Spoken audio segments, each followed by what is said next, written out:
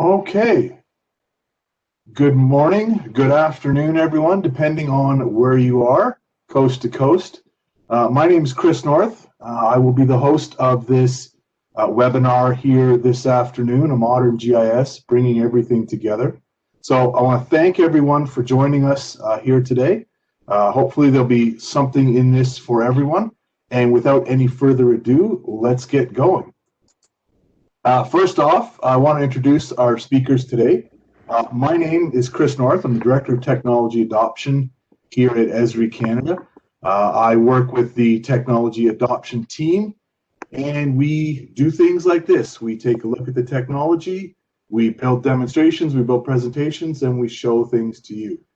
I'm fortunate today, I'm joined by Sepide. Sepide, do you want to jump on and say hello? Yes. Hi, everyone. My name is Sepide, and I'm Technical Solution Specialist from Calgary office. I'm working for Technology Adoption Department, and I'm honored that have Chris as my leader and director. It's a pleasure to be here, and thank you for having me. Well, thank you very much, Sepide. As some of you might be able to tell by looking at our webcams, in this strange time that we're all living in right now, both Sepide and myself are at home. This is my office, my home office behind me here. So welcome to my home, as well as welcome to our webinar here. It's kind of an odd thing, but you know, we make do, and we're all staying safe and keeping things moving forward. Let's talk a little bit of housekeeping and logistics here. We are recording today's session. The recording has started. Everyone who registered for the session, whether you attend in person or not, will receive a link where you'll be able to go and watch the recording of this webinar at a later date. For those of you who are on, you'll be able to go back and review some of the content that we've been working with. We will also, in the email you get from us, there'll be a link for a survey. Give us feedback. Tell us what you think. We want to keep this interactive, as interactive as we can in a webinar. So we are open to questions. We will be using the Q&A panel in WebEx. So down the bottom corner of your screen, you may see a little panel for Q&A and a little panel for chat, or three dots there. Click on those and make sure that you see that Q&A panel, that chat panel. I do recommend that you use the Q&A panel. And that you send your question to all panelists so that none of us miss it. If you send it just to me while I'm presenting, I won't see it. But if you send it to all panelists, Sepide will see it, and we'll make sure that we get everything caught. Before we jump in, I want to give a special shout out to Dave McLean and the folks from COGS, the students from COGS who are joining us today. Thanks very much, everybody, for jumping in. And once again, thanks everybody for joining us today. Let's get started here. The title of today's presentation is really all about, the theme of it really is about bringing things together. I wanted to talk a little bit about what a modern GIS looks like. I'll get to that in just a second. It's no secret that GIS is transforming organizations. We've been seeing that for some time now. We've been seeing that in government organizations, private organizations, educational institutions, companies right across the board. The pandemic has not tempered or interfered with that in any way, shape, or form. In fact, I think COVID has accelerated the transformation of GIS. I know one of the things that my team is involved in is our COVID hub, and just going through that exercise and looking at the huge explosion of things like dashboards, and the spatial analysis and maps as we deal with this pandemic right around this globe, says to me that the time for GIS has come. That GIS has a role to play in transforming every organization. However, I believe firmly that GIS itself must transform. And what I'm hoping that you'll take away from today's presentation, if it's only one thing, it's that the time has come for us to sort of really take our GIS to the next level, to think about what the future of GIS is going to look like. We know that a GIS isn't just one thing. We all accept that gone are the days where a GIS is just a desktop tool, or just a web-based map. It's more than that. It's an ecosystem of technologies and tools and systems that work together. It's delivered on premises, it's delivered as SaaS, it's everywhere, it's become ubiquitous, it's services-based. We know all those things. We need to start really leveraging those changes and really leveraging those things. So as I go through my talk today, and Sapide illustrates some of the examples for everyone today, I'm going to be using the term a contemporary view of GIS and the modern view of GIS.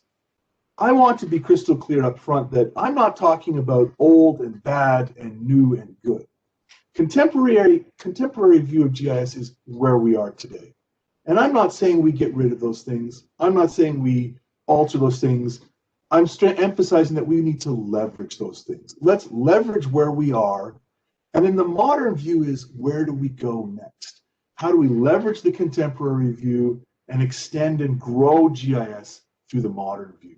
So please keep that in mind as I tag everything with a contemporary view. And I know some people are going to jump up and down and text me and say, oh my gosh, how dare you say that we shouldn't do that anymore? I'm not saying that at all. I'm saying that we leverage where we are today. We build upon that. We build our platform. We build our GIS, and we go forward. So let's talk a little bit about what a GIS is. Well, GIS is really anything you want it to be. GIS is the thing that you buy, that you use, that you install, that you maintain within your organization. And we know that it's made up of many pieces.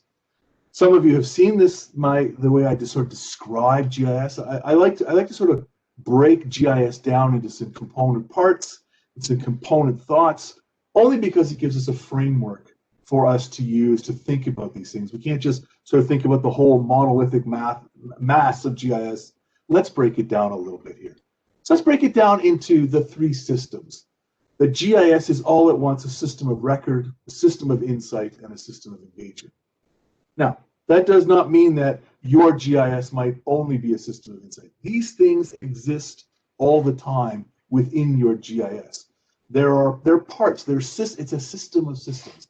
There are parts of your system that are measuring data and managing data. There's parts of your system that are doing analysis and doing insight. There's parts of your system that are doing, that are communicating and reaching out and engaging your particular audience. And I believe that this is a great way of thinking about GIS. Now, if you think about it this way, the next level, the next sort of decomposition or deconstruction of GIS is think about all the capabilities that it gives us. It gives us the ability to manage our assets and perform resource inventories and manage our work, and gives us the ability to do analysis and modeling. It gives us the ability to plan and design what we're doing. It gives us the ability to share and collaborate with other users, with other organizations, with other systems. And all of these things are going to be part of everything we show you and talk to you about today. But I'm going to leverage this middle three, the system of record, the system of insight, and the system of engagement, as kind of my framework as I go through the topics today, and as Sapide illustrates some of these for you with some really interesting and very fresh new takes on what GIS can be. So let's use these three. Let's sort of reorganize it a little bit and think about these three things, these three fundamental components of our GIS: system of record, system of engagement, and a system of insight. Let's start with the system of record. Now, the contemporary view of a system of record are things like going out in the field and doing asset inventories, collecting information. Whether you're doing that in the field, your location, your field operations, you're going out there, you're filling, using collector or new field maps, you're using Survey 123, you're monitoring this, you're using Workforce to assign tasks. All of these things are a contemporary view, one of the contemporary views of a GIS, to get that location-enabled asset inventory and that location-enabled fieldwork. Another contemporary view of GIS is the day-to-day data management and editing, and that we have all done and done for years. So these are the advanced tools that we as GIS professionals use to manage and edit our data, to manage and edit the workflows behind editing that data. What are the steps we need to follow? What are the checks we need to put in on attribute values and geometric checks like snapping and whatnot. What are the values that we need to do, and how do we edit things in 3D? What data models do we need to use to make sure that we as GIS practitioners with our geography backgrounds understand what's going on in the industries that we serve? So what are the data models we need to adopt and embrace so that we understand and get everything that's important for a utility, get everything that's important for a transportation department, get everything that's important for surveyors and those managing parcel fabrics. And then, of course, the data management itself. It's nothing new for us to talk about our data being an enterprise geodatabase in Oracle or SQL Server or Postgres or wherever you want to put that data. And we can talk till the cows come home about whether that should be on premises or in the cloud. Those are really interesting and good technical conversations. At the end of the day, it's our contemporary view of data management that has got us to where we are today. Now let's think a little bit about a modern view of GIS. Now, for me, a modern view of GIS as a system of record is to do all those same things, but not just for GIS data. I think the modern view of the GIS that we need to embrace is to break out of our shell of tables and points and lines and polygons and attributes and recognize that a modern GIS, a modern geospatial infrastructure, not only includes the more traditional GIS data like imagery and vector data and tabular, but 3D data, real-time data. How do I connect to sensors? How do I address big data, IoT things? How do I address things like LiDAR, which are these monstrous sort of really unstructured swarms or clouds of data, and how do I make sense of them? How do we connect to completely non-spatial things like building information models and CAD models, and how do we integrate those? So a modern GIS, a modern view of a GIS, really is all about bringing those other kinds of data in together, bringing things together, bringing it all together as the theme goes, and addressing our ability to build upon that system of record. So let's take a look at our first demonstration today. What we're going to look at is an example of how we can have GIS at the center, but pull things together from many other data sources. And with that, I'm going to turn things over to Sepide. Sepide, when you're ready, let me know, and I'll kick things over to you. Thank you, Chris. I'm ready. Great. One of the biggest challenges public safety agencies and flood response planners face is preparing for and responding to flood events. This demo will show you how GIS can integrate with the city works to communicate flood response and streamline disaster planning. Let's take a quick look at how ArcGIS Living Atlas can provide proactive data. This is weather satellite imagery from NOAA that updates every 10 minutes and provides full coverage of weather events for most of the world. The weather company IBM provides the daily weather information from over 3,000 weather stations globally. Chris, could you please click the play button?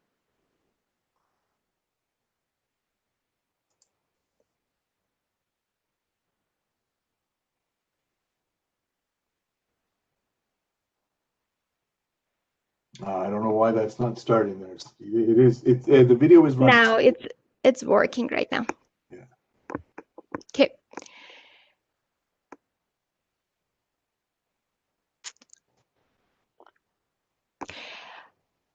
Okay, so I'm waiting for the video. It's running, and here you go. The weather company IBM provides the daily weather information from over 3,000 weather stations globally. Flood response planners can use this information to understand the potential impact of forecasted and actual weather on their city and share the information with GIS analysts and first responders. The forecasted flood depth and and water surface elevation can be read in the live stream gauge layer provided by NOAA.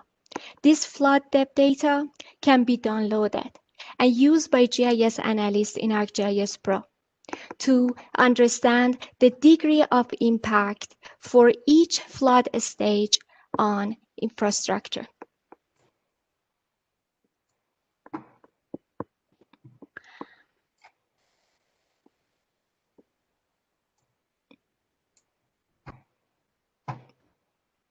Okay, Chris, please click on the video again. Yeah, I don't know what's happening, Speedy. It is playing. All right, I can.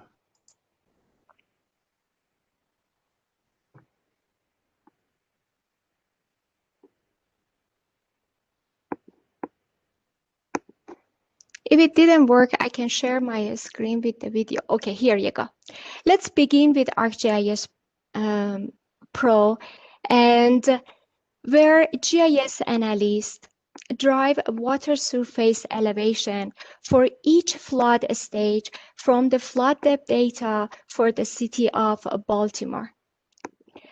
And thanks to the flood impact analysis solution that has a series of tasks that helps a GIS analyst analyze the flood impact to the community at each flood stage and calculate the degree of impact on roads, bridges, and buildings before the flood occurs. As you see in this map, the extent of flooding for flood depths of 3, 4, and 5 meters are calculated. In this way, flood response planner can prioritize evacuation and response activities. Also, GIS analysts can identify the impacted roads and bridges. As you see, the flooded roads are symbolized by flood depth. With this information, public works agencies know which roads and bridges must be closed. The GIS analyst can also calculate the flood depth exposure to each building within the flood impact area. As you see, the flooded buildings are symbolized based on the severity of the building exposure. The yellow buildings represent the low severity, and red represent the high severity. Understanding building exposure to flooding can help flood response planners prioritize stage equipment to be used effectively. By publishing this information to the cloud, we can share the results with community stakeholders, emergency management, and public works and planning agencies. And the most effective way for communication is when the general public knows where the evacuation roads and shelters are and when they must leave their home or workplace. To manage response activities and alert the public, emergency management operations can create work orders in the CityWorks API through this web map. Emergency management operations will click on Building Polygon to access a custom pop-up that contains an arcade expression, to recall the CityWorks Service Request API, and pushes the ArcGIS REST service to the CityWorks to create a work order automatically. In the background, the information about the building ID and the service request dates will pass to the CityWorks API using an authentication token. A supervisor deploys field workers in the CityWorks and tracks their response crews, equipment, and costs. It can activate the project status and visualize the asset in the map with all its associated attributes, such as address information. The CityWorks help identify those who need additional assistance and keep track of how many helicopters, boats, and high-profile vehicles are required and where to send them. As you see, the power beyond GIS integration with CityWorks streamlines the workflow and integrates data between systems. It ensures that all components work together in harmony to preserve efficiency and accurate data analysis. It reduces human errors from any inaccurate transcription and making the collaboration for flood response more effective. It speeds up information flows and reduces operational cost for your organization. Now turn it back to you, Chris. Great. Thank you very much, Sapide. And I'm just going to advance my slides here. Okay. Apologies to Sapide and apologies to the audience here for the technical glitches today. Bear with us. Did I mention that there was a pandemic going on and we were all trying to do this from our houses? Well, maybe the next one will go a little bit more smoothly here. We're just little glitches come up when you're dealing with home internets for all of these things. So that was a great demonstration, and somebody might be thinking that how is that modern? And I think what we need to do is think about the way that was done. Again, the contemporary view is kind of that ETL view. Let's download all the weather data and upload it into our GIS. Then let's download all the GIS data and put it into our asset management system or our work order management system. And what Sapide was showing us is that no, we can just use something simple like an arcade script through an API to just sort of tell CityWorks, hey, the GIS would like you to do something, and off you go. And that's really what we mean by sort of bringing these systems together, not handing entire data sets off, but really integrating at that API and at that service level. Let's move on now and talk a little bit about GIS as a system of insight and where we do our analysis. Now here, once again, the contemporary view of a system of insight is that GIS professional's toolbox. I'm going to do my geoprocessing, build my models, run my tools, write my scripts. I'm going to do all that raster analysis and weighted overlays and cost distance and spatial analysis. I'm going to grab some satellite imagery and I'm going to do some, put some deep learning, some training and classify that imagery. I'm going to do some charting and pop them into my map. And that's really that contemporary view of GIS as a system of insight, is that doing that spatial analysis. And again, I'm not saying that we get rid of that. I'm saying that we build on top of that. Now, the reason we have this view and the reason we have these, and it's been so popular, is the power of location, the ability of geography, of location to act as that primary universal key for relating data sources that are otherwise completely unrelated. I've got a table over here of addresses with recreation center locations, and I got some polygons over here with the neighborhoods. But I don't know what neighborhood. Excel doesn't tell me what neighborhood each recreation center is. Geography as that universal primary key does. It allows me to create those relationships. And if we build upon that contemporary view, that changes our mindset. I would argue that we need to move from, thinking of GIS and maps as a chart type to maps as a capability. And that's where we can really start to apply the science of where. Maps just don't belong in the same bucket as our bar charts and our pie charts. Sure, they tell us useful information, but a map is a place where we can go and we can do some work and we can gain some insights. So GIS is the modern view of GIS as a system of insight, is to think of it as a decision support system. And I've got a little framework here that I've actually borrowed from IBM to talk a little bit about how we can think about this. First of all, we need to think about the time frame of our analysis and the business value that that analysis brings to the table. And IBM's got this really great framework that I borrowed here for looking at this. I think the contemporary view of GIS has traditionally been thought of as descriptive analytics. We bring in the data, we symbolize it, we combine it with charts and maps, and we look at it and we ask and answer the question, what has happened? I think also a little more contemporary, and that's great. It's looking in the past a little bit, maybe looking very near present, and people talk about real time, and I'm thinking, yeah, that's great, but even real time is now old, and it's now old again. If you think about it, real time, there's no such thing as real time, because as soon as something arrives, it's already old. Sometimes it's a little bit old, sometimes it's very old, but as soon as you've seen it, it starts getting old. So we can start doing some diagnostics. If we apply spatial analysis and think of it more not as a chart type, but as map as a capability, we can start figuring out why something happened. And there's a little more business value to us there, but it's still only dealing with something either very close or very far away from the present. As we move to more modern view of this, we need to think about GIS as a predictive tool. We need to think about using GIS to say, well, okay, what is going to happen?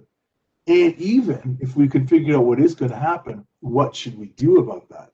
And as you do that, you strongly move up the business value chain. You make the GIS in your system more valuable to the organization because you are prescribing what the organization you're kind of predicting the future of where things are going to be. The modern view is also to sort of embrace other capabilities, embrace open science. Let's continue to invest in GIS, and let's continue to learn about and be really good at spatial analysis. But let's not keep it in a vault. Let's not only open up and share with others, but let's also embrace other approaches. And what better way to do that is to look at the open science and the data science world. What better way to do that than bring in some of these other libraries and some of these other capabilities through things like Python libraries, Python notebooks. Let's bring these other things in and let's do some analysis, but let's take our library of GIS functions here and our library of social science statistics functions from R or something else over here, stats pack over here, and let's pull them together. Let's bring them together. Let's open it up and apply other methods. Let's apply our methods to other people's data. Let's apply other people's methods to our data, and let's open it up. Let's start to ask those sort of what if questions. Let's start to move further along the time horizon and move further up the business value. And if you think about it, this has always been part of GIS in the sense of urban planning. GIS use of urban planning has always been about, well, what if? What do we want to do? A plan isn't just what you're allowed to zone here. It's how do we want to grow the city and how do we want to change it? And it's a fundamental thing and a very basic thing in GIS, but something we don't think about that often is how do we think about what we want to do with our city? What do we want to change? And importantly, what will the impacts be? What's going to change? How much water are we going to use? How many parking spaces will we need? How much? Well, you know what? I think this is easier to show you than to tell you. So I'm going to turn things back over to Sapide to showcase another example here of how we can use a modern system of insight to ask some fundamental questions in the realm of urban planning. So Sapide, if you're ready, fingers crossed that I don't screw it up this time in case I had. I will turn things over to you. Are you ready? Yes, I'm ready. Thank you, Chris. This demo will show you how ArcGIS Urban ensures data consistency and collaboration across city leaders and citizens, and how it can move traditional policy interventions to a more analytical and scenario-driven process in 3D. This demo develops a conceptual plan for the North York region in the city of Toronto. This texture mesh is provided by our business partner, NearMap, that shows the existing urban conditions.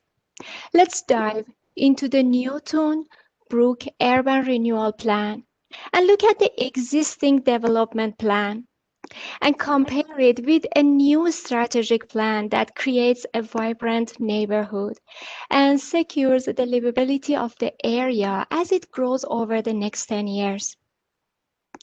Urban can tie to the city's zoning regulation.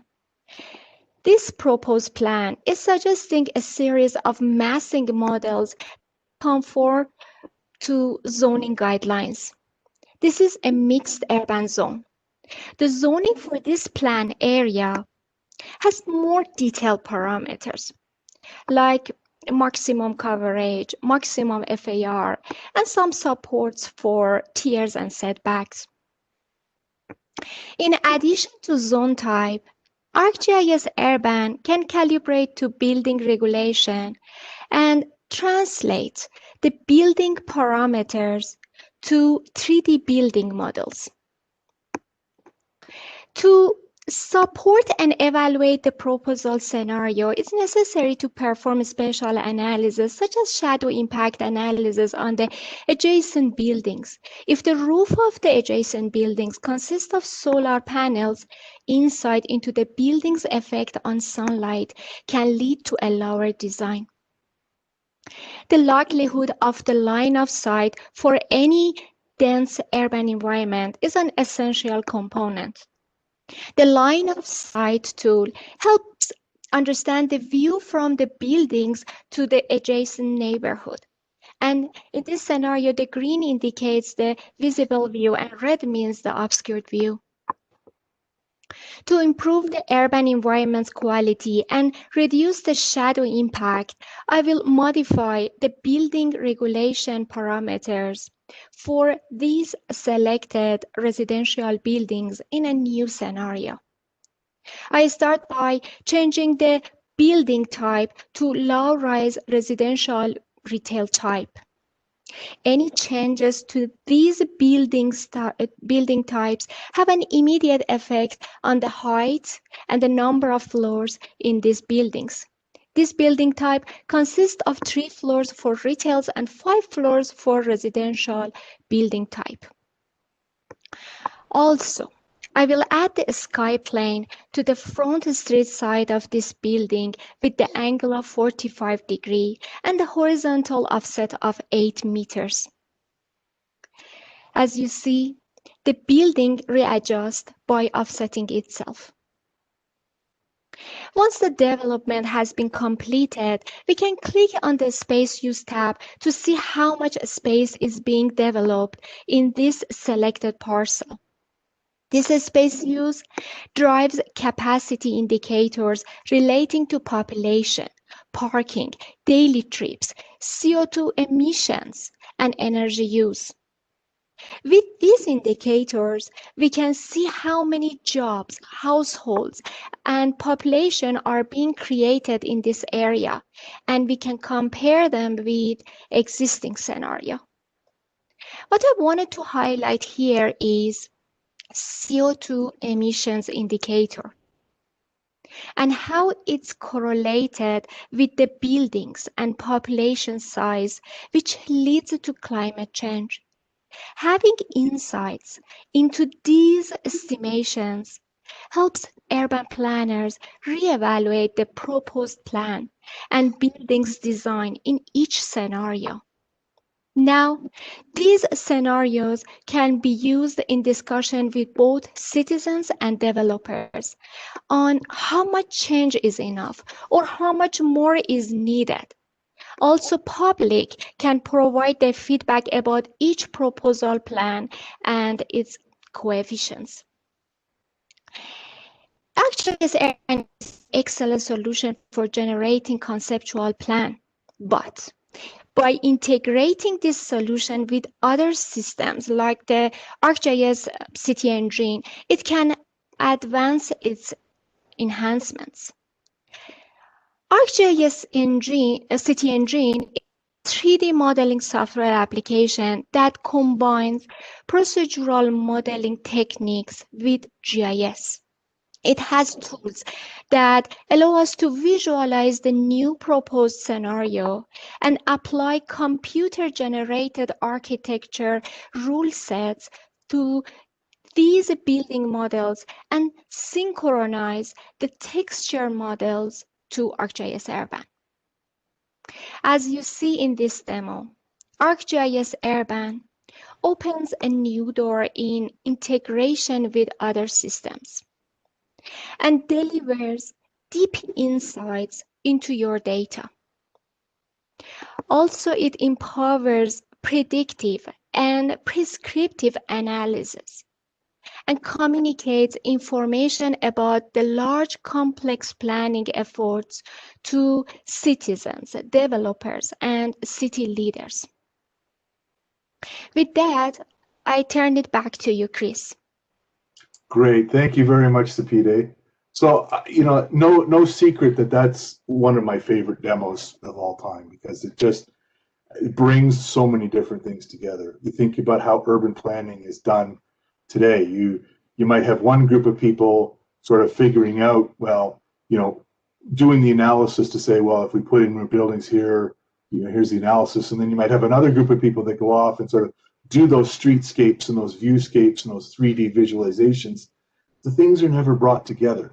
And the beauty of looking at this sort of modern approach, this modern take on a system of insight, and thinking about things like City Engine and Urban and Pro and all these other tools as a system of insight, is that it's truer insight if all of those components and all that information is brought together. And that's what gets me really, really excited. When you can start playing around with the heights of buildings and, see the shadow impact, but also see the amount of water and sewer increase or decrease, the CO2 emissions that you can model and estimate and predict. As Sapide said, that gets you into that realm of prescriptive analytics. And that's just such a perfect example in the context of something that we as GIS professionals would really understand. Let's move on to the third and final component of our three systems, and that's GIS as a system of engagement, communicating, reaching out to our citizens. And once again, our contemporary view of GIS as a system of engagement is really the notion of reaching your audience. And that's critical, and it's important. It's important to take the stuff that we do inside of our organization, the data sets that we've created, the applications that we've built, the analytics that we've performed by our staff, and share those with the outside world. And that is, sure, I'm not suggesting we stop doing that. But that's kind of our contemporary view of that, is that we take what we do and we put it out there, and then we go off and we do some more, and then we push out an update. And that's our contemporary view of that. And we focus on some of the open capabilities of our GIS to enable that, to make sure that what we share out within that system of engagement is accessible. We reach out to the community and we do technical things to make it accessible, like using open standards and open components and open science and open APIs. And something else that's, I go on this slide, but maybe I should, things like accessibility guidelines, making sure that our outwardly facing applications meet WCAG standards, meet accessibility guidelines, so people with motor disabilities or visual impediments can still interact with that. And these are all very well and good. And we do these kinds of engagement capabilities in the contemporary view through the applications that we build, the apps that we build, the templates that we use, the story maps that we create, even the dashboards that we produce. And this we need to keep going on. But there's another part to engagement that I think the modern view and where we need to go next with this. And that's thinking of integrating GIS within the organization. Not just taking stuff from the GIS department and getting it out through the GIS hub and the GIS portal, but how do we integrate with these other parts of the organization?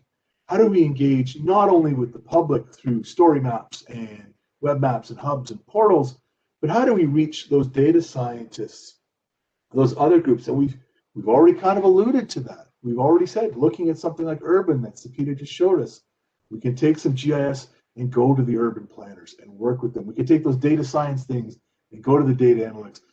Even in our very first demonstration that Sapide did this morning, we can take the GIS data that's got the weather information and the floodplains, and we can go to work order in the maintenance group. And that's really that last thing of bringing it all together.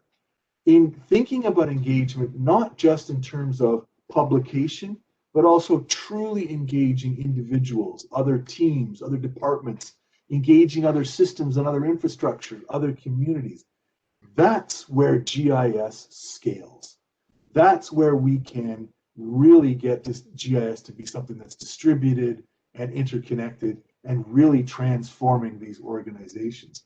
And there's a great example of that and something that we can do today. And that's that we can start bringing together the GIS world with the BIM world, the Building Information Management world. We have lived in our GIS realm for years now, where we've been designing communities and making maps and doing analysis in our little loop. And you know what? There's been this other world out there of business building information models and CAD systems that have been designing buildings and where light switches go and whatnot, and where doors go and those sorts of things. So we're sort of worried about view sheds and parking spaces and populations. They're worried about light switches and HVAC systems. We can bring those two worlds together right now, and that's the kind of the ultimate system of engagement, when you not only bring together two departments, but you bring together two worlds. So for our last demonstration today, what we wanted to do is show you this notion of a modern system of engagement that really is the integration of two completely disparate systems that speak different languages. So with that, Sapide, if you're ready, I will turn things over to you one last time. Yes, Chris, I'm ready. Thanks to the BIM and GIS integration that combine the power of location intelligence and design process and transform infrastructure planning, design, and construction and operation. In this demo, I will introduce the ArcGIS GeoBIM web application that connects ArcGIS Online with Autodesk BIM 360. With this 3D web application, we can visualize a BIM project by combining a 3D web viewer from ArcGIS Online and 3D viewer from A360, which is a web viewer for Autodesk. The view on the right is the engineering view of a bridge. Many exploration tools in this app, like the Explode tool, allows us to visualize the detailed construction elements. Viewing the bridge structures in this way helps a smooth mutual data exchange between engineers during the design, construction, and operation. The 3D web scene on the left gives engineers and environmental planners the ability to monitor environmental concerns with all surrounding information, and also enables them to design infrastructure assets in relation to how that asset fits and interacts with the surrounding ecosystem. This application has been created for a transportation project by ISRI Germany, and the purpose of this project was an 8-lane highway expansion between Highway Munich North and the intersection Haar in southern Bavaria. The project's focus was sharing information between engineers and environmental planners to optimize all the required environmental concerns from the start of planning to completion. As you see, through this application, we can explore the model with the slice tool and visualize each element's detail in this construction project. This way of visualization helps detect the incompleteness and logical errors in the design. This application creates cloud-to-cloud connectivity between Autodesk Desktop and ISRI ArcGIS Desktop. In other words, it works like a bridge to connect InfraWorks, Civic 3D, and Revit with ArcGIS Pro.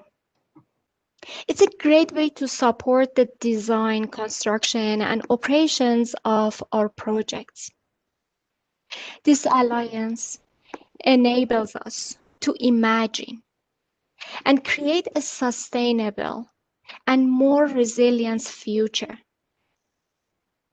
And I can't wait to see how you will implement this GeoBeam application for your future and, of course, for your project in the near future. Turn it back to you, Chris. Great. Thank you very much, Sapide. And you know what? I just noticed something in this last demo, what you said there. This is like a bridge, and your demo was a bridge. I just think that's just poetic. That's really, really good. So thank you very much, Sapide, for all those demonstrations. So hopefully that showed you, what we mean by a system of engagement that's engaging another group. As Sapide pointed out, this was a way to bring the engineers who were focused on the bridge together with the transportation planners who were designing the highway and worried about the worried about the load and the capacity and what it's going to do. We can bring these worlds together in sort of this modern take on what a system of engagement is all about. So that really is the end of the formal part of our presentations today. Thank you very much, everyone, for joining us today. There's a couple of questions that have come in. So what I'm going to do right now is I'm going to switch things up a little bit here and open up the Q&A panel, which I haven't been able to look at. I noticed, Sapide, you've answered a couple of the questions. That's really good. So somebody mentioned here, Maureen mentioned that this was exactly the topic of the CNAM, the Canadian Network of Asset Managers webinar today. You get notes is good. Maureen, that'd be great. I'd love to talk to you about that a little bit further. So I think that there was one question here, Sapide, about the flood data being based on the 200-year. Did you answer that question? I see that. I will post the link to the ArcGIS solution that introduced the flood impact analysis. This solution has the workflow and the list of the step-by-step introduction, how we can organize our data and use the LiDAR data to extract roads and bridges and buildings as a multi-patch, and how we can download the flood level data from FEMA or NOAA, as I mentioned in the demo, and how we can manipulate all this data through the tasks that has the list of the geoprocessing tool that help us to go from the step A and create the roads and bridges and estimate the extent of the flood based off our data and analyze this information. So all this workflow is available in this ArcGIS solution for the flood impact analysis. And if you are interested, I can share this link with everybody so everybody can easily follow the steps and they can create the real world demo for your organization. Okay, that'd be great. Maybe we'll do that. Maybe with the follow-up link that comes from marketing, we'll include. We'll look into including that link. Definitely. No other questions have come in.